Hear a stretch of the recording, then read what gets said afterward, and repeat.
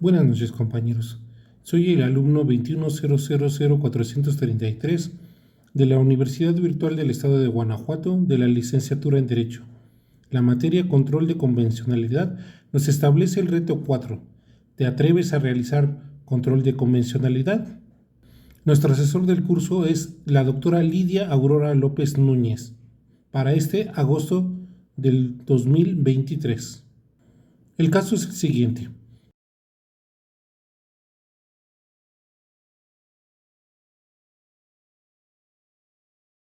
El 10 de junio de 1992 se registró el nacimiento de Rosaura Gómez López, quien hace 6 meses acudió ante el registro civil para solicitar su modificación en el acta de nacimiento, a fin de que ésta fuera acorde a su identidad sexogenérica y se indicara que se trata de un hombre y que su nombre es Nicolás Gómez López. Como la autoridad del registro civil no respondió su petición, Nicolás presentó un amparo indirecto contra la falta de respuesta. Dentro del juicio de amparo, el registro civil rindió su informe y respondió a la solicitud de Nicolás, indicando que, de acuerdo a la legislación vigente en la entidad federativa, la modificación del acta de nacimiento que solicitó Nicolás debería de ser tramitada ante la autoridad judicial. En efecto, el Código Familiar de la entidad federativa distingue dos tipos de procedimientos para la rectificación de las actas. Uno, el procedimiento judicial, vía juicio especial oral, para la adecuación o concordancia sexogenérica en el acta de nacimiento. Y dos, el procedimiento administrativo ante el registro civil para el cambio de apellidos en caso de reconocimiento voluntario de un hijo.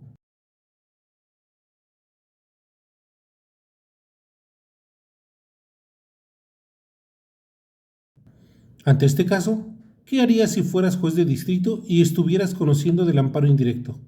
A. ¿Negarías el amparo, confirmando que el trámite debe de realizarse por la vía judicial? O B. Concedes el amparo y ordenas al registro civil dar trámite a la solicitud.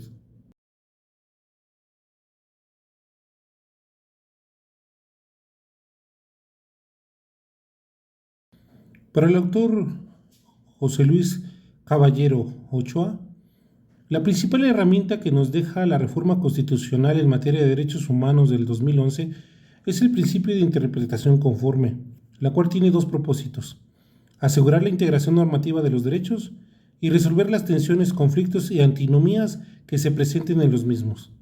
De ahí que la interpretación conforme constituye un principio por el cual las normas relativas a derechos humanos sean consideradas de manera general en la Constitución y en los tratados internacionales, para efectos de su aplicación más protectora mediante remisiones interpretativas más favorables entre los distintos ordenamientos. El bloque de la constitucionalidad-convencionalidad, dentro de las normas que sustenta la Constitución Política de los Estados Mexicanos, el primer párrafo del artículo primero reconoce la aplicación de los derechos humanos en las normas mexicanas y en los tratados internacionales.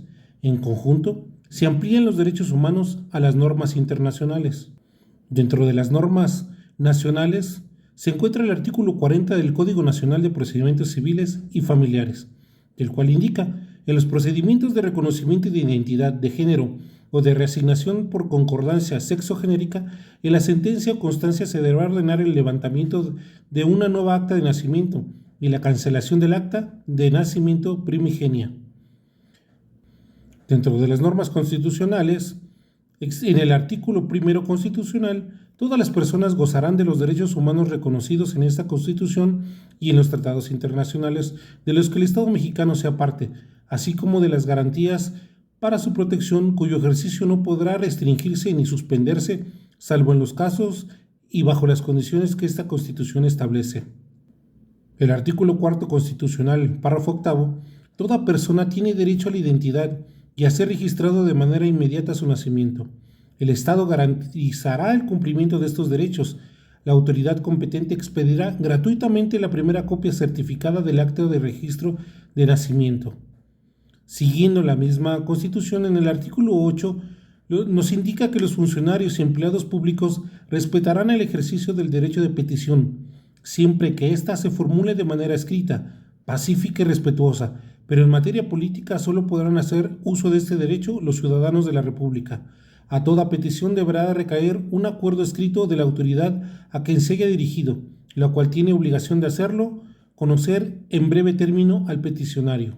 El artículo 17 constitucional, párrafo segundo, nos indica que toda persona tiene derecho a que se le administre justicia por tribunales que estarán expeditos para impartirle en los plazos y términos que fijen las leyes, emitiendo sus resoluciones de manera pronta, completa e imparcial. Su servicio será gratuito, quedando en consecuencia prohibidas las costas judiciales.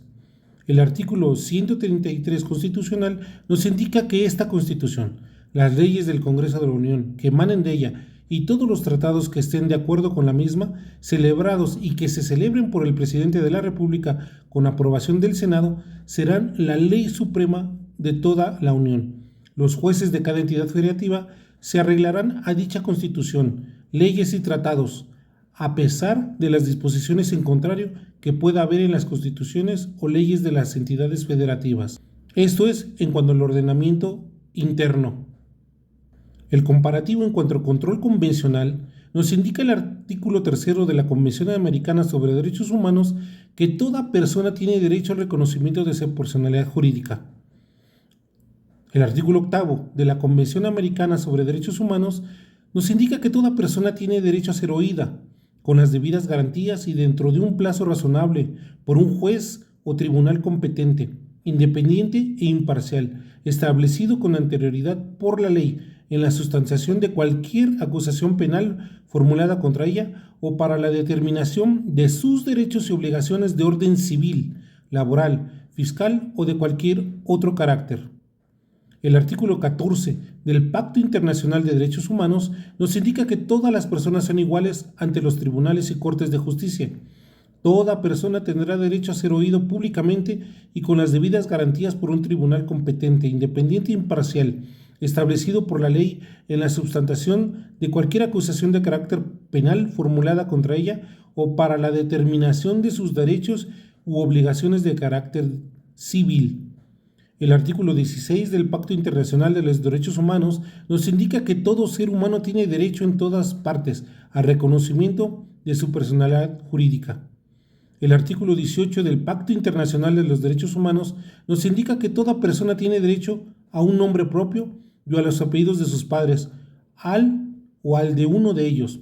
La ley reglamentará la forma de asegurar este derecho para todos, mediante nombres supuestos si fuere necesario.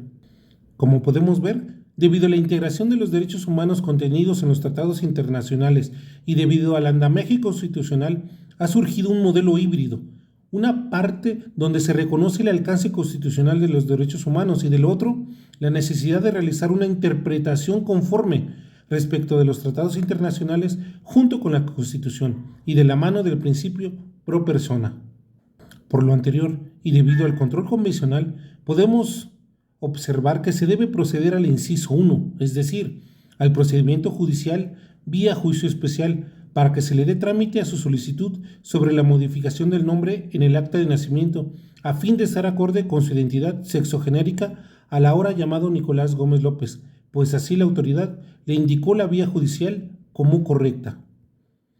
A manera de conclusión, como vemos, ya no basta con conocer el derecho nacional. Los compromisos adquiridos por el Estado mexicano te exigen conocer también el derecho internacional de los derechos humanos. El conocimiento de los derechos humanos, así como sus mecanismos de protección, es transversal y aplica a todas las disciplinas jurídicas. El sistema mexicano amplía su cobertura del modelo jurídico cuando realiza una interpretación de las normas de derechos humanos conforme a los contenidos en la misma Constitución y en los tratados internacionales. La dinámica del modelo interpretativo presente en la Constitución